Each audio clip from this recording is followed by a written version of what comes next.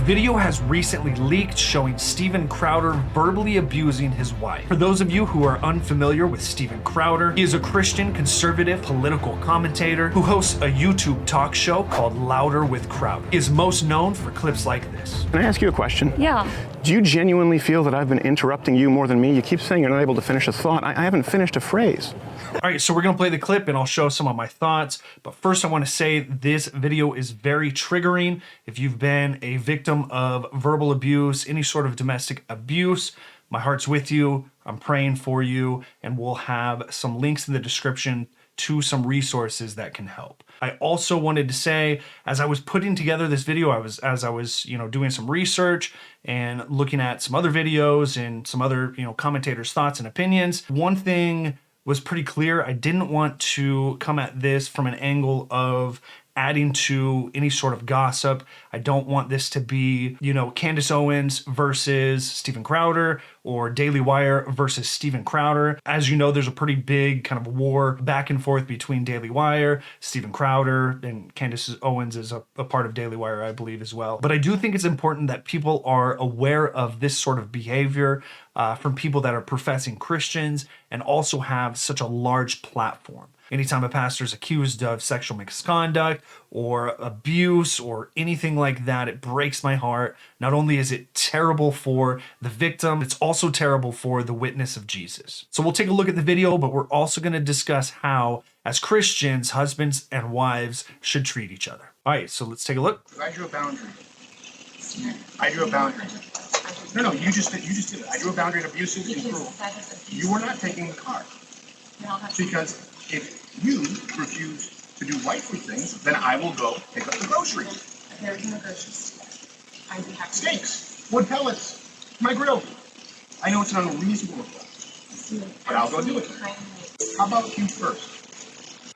All right, so to provide some context, Steven Crowder is essentially upset that his wife is not doing quote-unquote wifely things when she is currently 8 months pregnant. So keep that in mind. Not that that changes his behavior at all. Abuse is abuse. The other thing I want to point out is that they currently only have one vehicle, even though Steven Crowder makes a ton of money. He lives in a house with a pool. He makes millions of dollars. They currently only have one car. So they're arguing about, her using the car. He can't go get groceries. He feels boxed in, that sort of thing. Some people are saying that in and of itself is a way for him to control her. They only have one vehicle. If, she uses it, he's, emotionally manipulating her, making her feel like she's doing something wrong towards him because he's stuck at home and can't do anything. Hilary, how do you respect the man? Yes. How do you man respect? How do you man receive love and respect? No. How do you man respect? No, you're not taking the car. Steven, you're not taking the car. Steven, you are not. Then I will ask them to pick me up. Would you like me to ask? Oh, that's right. It's not correct, Steven. Give it an Uber. One thing that I think is very telling in this clip is that he says you can't take the car. She then says, I'll get somebody to come pick me up. Who would you like me to ask, or who would you like me to call? I think even the fact that, she has to ask permission or ask him who can even come over and pick her up is just ridiculous. Okay, Steven, I can't. Feeling some constraints? Steven. Like, I can't Steven. go. Listen to me. You want to walk out right now? Listen to me. I can't go to the gym. I can't go to my parents. I can't call my friends. I can't be home. You're going to take the car and leave me here. Hilary, just think of how boxed in you've made me. What do you need me to pick up? I'll get it. I'll be back when I'm back. No, that doesn't work either. You'll be back when you're back. That doesn't work either. Steven, Do you understand the difference between my life being set to the second and you going, I'll be back when I'm back? Steven. And making it so the only way out of this is discipline and respect. It's the only way out of it, or we're at an impasse. We are at an impasse. Good. Because you can't have any discipline or respect. Steven. Yeah. There you go. You throw your hand, you give up so easily. I don't give up, Steven. Hilary, Steven? you give up so easily. I just said the only way out of this is discipline and respect. You said, then we're at an impasse. Steven, no, we are at an impasse, okay? I love you, but Steven, your abuse is sick. Your abuse Watch it. is sick. Watch it. Watch it. I'm gonna let go. I'll get what you need me to get. And I need some space. We need to just stop engaging for a little bit, okay? I love you. I love you very much. I don't love you. That's the big problem. I've never received love from you. And the fact is, when I go, look, I need you to do A, B, C, and D, you just be disciplined about it, you go, no. But I love you more than life itself. Okay. Put on some gloves. No. But I love you more than life itself. That's not fair. That's not fair, and it's disingenuous. Hilary, you're right in past. Become someone, listen to me, Ooh. day in and day out, worthy of a wife. No, not as a wife. I didn't say as a wife. As a wife. Hilary, come on now. I'm not going to engage anymore. Okay, so the most painful part, I think, of watching this as someone who has struggled with self-worth in the past is when he says, become someone who is worthy of being a wife or whatever, whatever he's saying there. But I think it's important that somebody else doesn't dictate your worth as a person, as a wife, as a husband, or anything like that. I haven't shared my full story on this channel. I will at some point, but when I was very young, I was adopted. I was adopted at the age of 6. I knew who my biological parents were, and all throughout my childhood, up until I was probably around 17, 18 or so, I struggled with not feeling adequate, not feeling worthy of having, parents, my biological parents, loving me or wanting to keep me as their child. So I want to reiterate for anybody that's watching, no person, no husband, no wife, no boss, no parent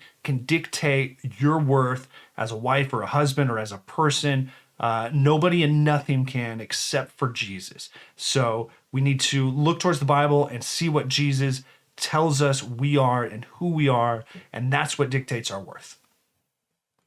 I'm going to go. I'll text me what you need. I'll get you what you need. I love you. I'm committed to you.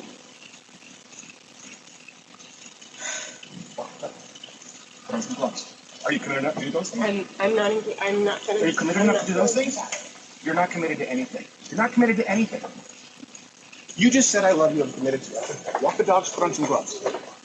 Walk the dogs. Put on some gloves. Are you committed enough to do those things? Are you committed enough to do those things? Are you committed enough to do those things? I'm good. I don't even understand why 8 months pregnant, walking the dog is her responsibility. Let's pause this. As the Crowders head inside, Stephen gets angrier and angrier, and by his own admission screams, "I will F you up," at his pregnant wife, Hilary, who then flees their home.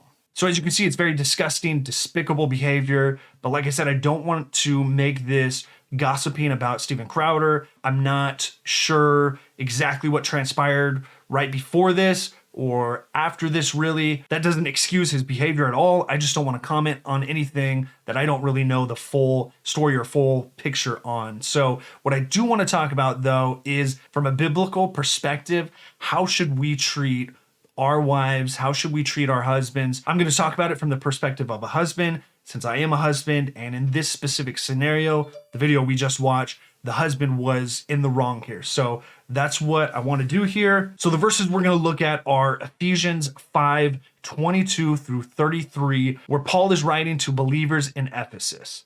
So it says, "Wives, submit to your own husbands as to the Lord, for the husband is the head of the wife, even as Christ is the head of the church, his body, and is himself its Savior.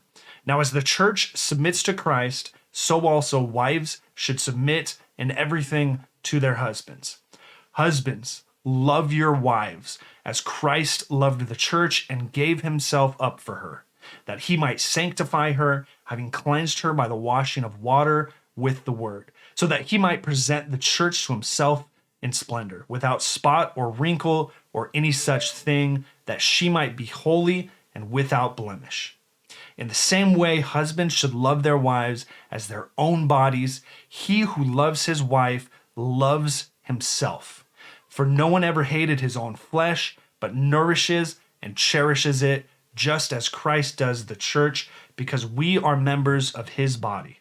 Therefore, a man shall leave his father and mother and hold fast to his wife, and the two shall become one flesh. This mystery is profound, and I'm saying that it refers to Christ and the church. However, let each one of you love his wife as himself, and let the wife see that she respects her husband." So a lot to unpack here. And as I said, I want to come from the kind of husband's view, the husband's role, the husband's responsibility, what our responsibility should be in a marriage, what Steven Crowder's responsibility should be in his marriage or his previous marriage. So it says, husbands, love your wives. Husbands, love your wives. What I find interesting in this passage, at least, is that it never says, wives, love your husbands, okay?